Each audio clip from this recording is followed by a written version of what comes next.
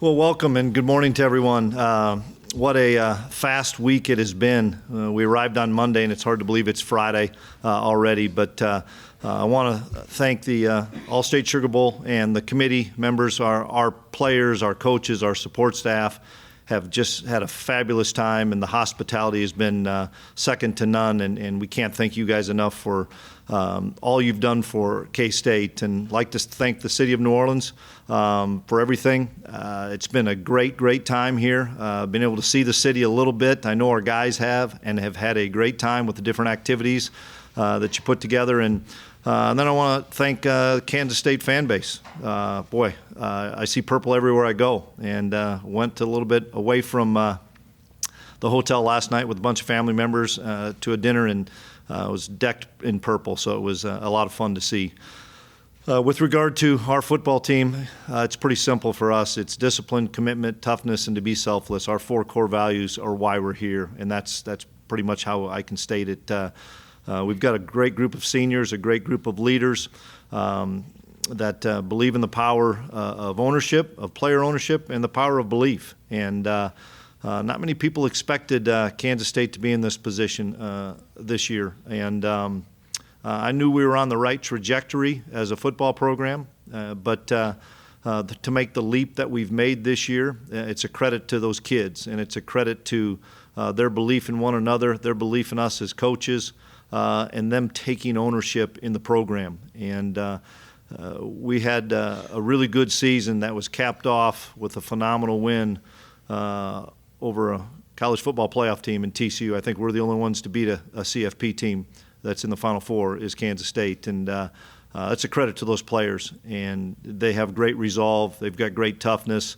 And excited for them to have this opportunity. And I keep telling the guys, and they truly believe it, we didn't just fall into this. We've earned the right. We've earned the right as Big 12 champions. We've earned the right to represent Kansas State and represent our conference in the Sugar Bowl. And excited. We know the challenge at hand. We know we're going to play a terrific Alabama football team that doesn't really have any weaknesses. So we've got to play our best football. And I'm looking forward to our guys playing their best football come Saturday morning. Once again, before you ask your question, please wait for the microphone. Identify yourself and your media outlet. Questions? Right here on the left side. Hey, Coach Klieman, Jamal Kennedy, WSFA 12 Sports in Montgomery. Before this, I was in Fargo, North Dakota, and I covered NDSU, and I know that you were there from 14 to 18. So how do you think that transition, being there at NDSU, prepared you for a position like Kansas State and the success that you endured there? Well, you play football in January, you don't have a job there, for starters. It's about the culture of championships. It was there before I arrived there, and it has continued since I left. And so it's about playing football and your best football in December and getting an opportunity to play in January. And so that obviously prepared a number of us staff members to come down here and come to Kansas State. And I'm a big believer in football is football, and winning cultures are winning cultures, and they take time to formulate and develop. But you got to have patience, you got to have great resolve, and you got to have the right kind of guys in your locker room. And obviously we had that up north, and we've started that down south. It's always been a good culture here. Don't get me wrong. Coach Snyder's had the greatest turnaround in college football history. We just did it a little bit different way, but as we continued to build on his legacy in what we did here. So I'm excited about where we're at and where we're at on their trajectory. Right here in the front row. Good morning, Coach. Carrie Yosep out of Birmingham, NBC 13. Same kind of question I want to ask you just about the shift in college football that we're seeing with a lot of guys, leaving programs and not as much commitment and loyalty. What does it say that both of these teams in this bowl game, even though outside of the college football playoff, have no opt-outs, and how important is that to you? Yeah, I look at Kansas State. I don't know what other programs are doing. I know that's out there, but you try to take care of your house, and you do that with honesty, you do that with trust, you do that with belief in them, and you do that with surrounding them with each other and not wanting to let each other down. I'm a big believer in playing for the guy next to you, and we have a number of kids that are going to have opportunities to play at the next level, but we haven't had a kid on our football team that's had an opportunity to play in a Sugar Bowl and to play in a New Year's Six game. And that's really special. And the kids that you all know, that I all know, are those difference maker guys for us. Never seen those kids more excited about playing a football game. And they weren't going to let their teammates down, and it was never even a conversation that we even had to have. I never asked anybody, are you going to play in this game? You're at Kansas State playing for your brother, and you're going to play, and they know that. We have two questions here in the middle row. We'll start with Ed Daniels. Ed Daniels, WGNO New Orleans. Coach, if there were a 12-team playoff, you'd be in it. Are you a fan of the playoff? What do you think it'll do for college football? Your thoughts on that, please. Yeah, well, I came from the playoff system, and at North Dakota State we played 15, 16 games every year and never had a break. I mean, you were round to round to round, and then you finally got a couple weeks before you played the national championship. So I think it will create unbelievable excitement for college football. I know from the revenue stream that's going to help out as well a lot of schools. But I think 12 is a good number to start with. I bet it goes to 16. I don't know if it'll go in my lifetime, but it will probably continue just because of the excitement that it's going to bring. And I think it's great for college football. We'll stay here in the middle on the right side. Hey, Coach. TJ Cleveland, KWCH in Wichita. It's been almost a month since you guys, played in that Big 12 championship. How are you guys kind of managing, staying focused with all the excitement around this game? And second of all, are you ready to stop talking about it and go play the game? Yeah, without a doubt, we wanted our kids to be where their feet are and enjoy this. I mean, when we came down here on Monday, there's a lot of activities, and those kids deserve this to enjoy it and go to some great restaurants and eat phenomenal food and get around the city and be in the Caesars Superdome. I mean, all neat things, and we talked all the time. Be where your feet are and enjoy this. Once we got to practice yesterday, I think the kids could sense that we're about 48 hours away, and today's a really good day for us because we get a chance to just lock our own guys in. Yeah, absolutely, we're ready to get this thing started. All right, in the back here on the right side. Tim Everson, Manhattan Mercury.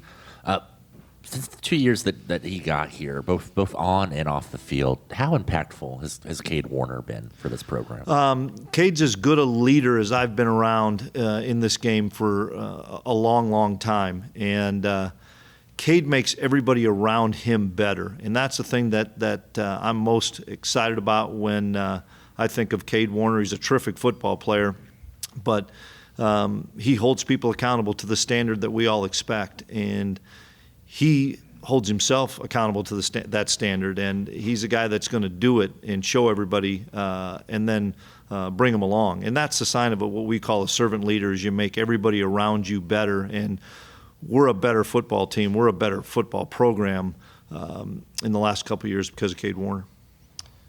Front row, left side. So, Tony Reese, WCVM out of Columbus, Georgia. Coach, talk about the preparation this week of how you actually been preparing your team going forward, this big matchup on Saturday. Yeah, well, we gave our guys Christmas off. Our last practice was Wednesday, and then gave them 4 days off to get around, be home with family, and then we reconvened on Monday. It was good. It was a normal week with the game on Saturday. So for us, it's been our normal preparation as far as what we would do on Monday, to our padded days on Tuesday and Wednesday, back to more of a scripting day on Thursday. So, routine's really big for college football kids, and I think our guys appreciated the fact that we had a normal routine this week. Right here in the front row.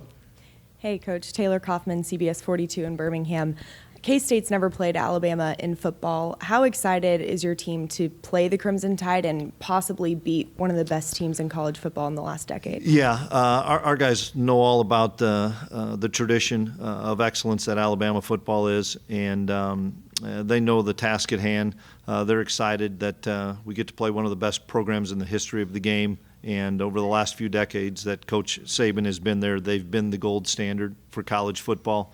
So our guys, I know that. I mean, there's a lot of things that you don't need to talk about, whether it was who we play in our conference on week-to-week basis and the rivalries we have there, to what we're going to face here in the Sugar Bowl. And I know our kids are really excited about that. And we've got to take care of K-State. I mean, I know that Alabama's going to be ready to play and have a good football team, good players. but it's more about us and making sure that we don't have silly errors and play a clean game. Okay, we're going to go to the middle of the left side. Hello, Coach. Luke Lazarchuk, K-State Collegian. With this being some veteran players' last game, how does it feel that they've been able to now reach the point to where they're finishing their college career playing in a Sugar Bowl? Yeah, I think it's the pinnacle for most of our players that are leaving. You know, whether or not they're going to go on and play at the next level, we have a lot of guys that are going to have that opportunity. Even some of the guys that I know are maybe continuing on with their master's degree, have a job, whatever it may be. The journey that these kids have been on with us and our staff over the last 4 years, this is pretty rewarding. And, you know, we had a good season in 19. Our first year here as we started to implement some things, and then we got ravaged like everybody else did in the COVID year. And we had to reset some things in January of 2021. And we had a phenomenal senior class in 2021 that were able to kickstart this thing going in the right direction.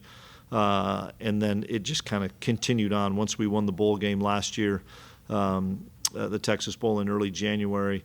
Our guys have been working a whole year for this, and those guys that knew this was their last go-around, I was so excited that they were able to, for starters, cap it off with the Big 12 championship. That's our ultimate goal every year, is to win the Big 12 championship. And a lot of people doubted that those kids could do that, and they did that. So they're going to reap the rewards of playing in the Allstate Sugar Bowl.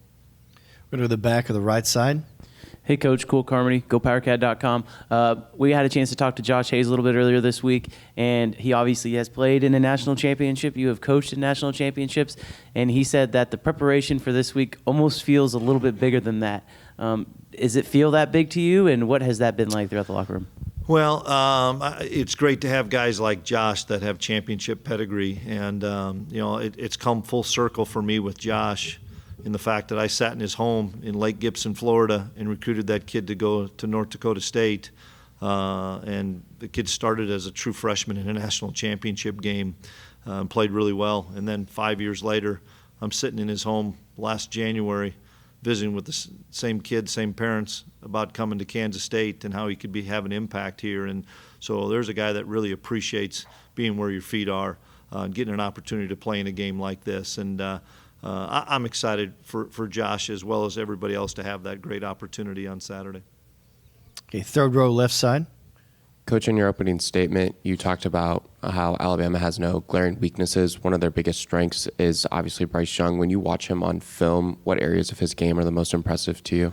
Their front seven on defense and their offensive line on offense. I mean, that's that's where the game is won. Everybody's got skill kids. We've got good skill kids. They've got good skill kids. Schematics and stuff are good. But the game's won in the trenches. The game's won up front on both sides of the line of scrimmage. And their front seven is really, really talented. And their offensive line comes off the football, is physical. And, you know, I hope that's a strength for us as well. We believe it is. It's, you know, you win the Big 12, you better be good up front. And on both sides of the line of scrimmage, we've been exceptional up front. So it'll be a big challenge for our guys on the offense and defensive lines. We have time for two more questions. We'll start right here in the front row on the left side. Hey, Chris, Kellis, I'm not here from the Wichita Eagle and Kansas City Star. Will Howard strikes me as a guy who's maybe gone through more extreme lows and highs than most Kansas State players have during their careers. How mentally do you think, now that you look back on his arc, how mentally do you think he, handled his journey? Phenomenal. And Will Howard's ready for this stage, and I can't wait to watch him cut it loose tomorrow. And one of the best things that happened to Will Howard was Adrian Martinez. Adrian's journey was difficult as well, and he ended up coming to K-State, and both those two quarterbacks have helped us win the Big 12 championship, and they've leaned on each other quite a bit. They've become really, really good friends, and excited to see both those guys on this big stage.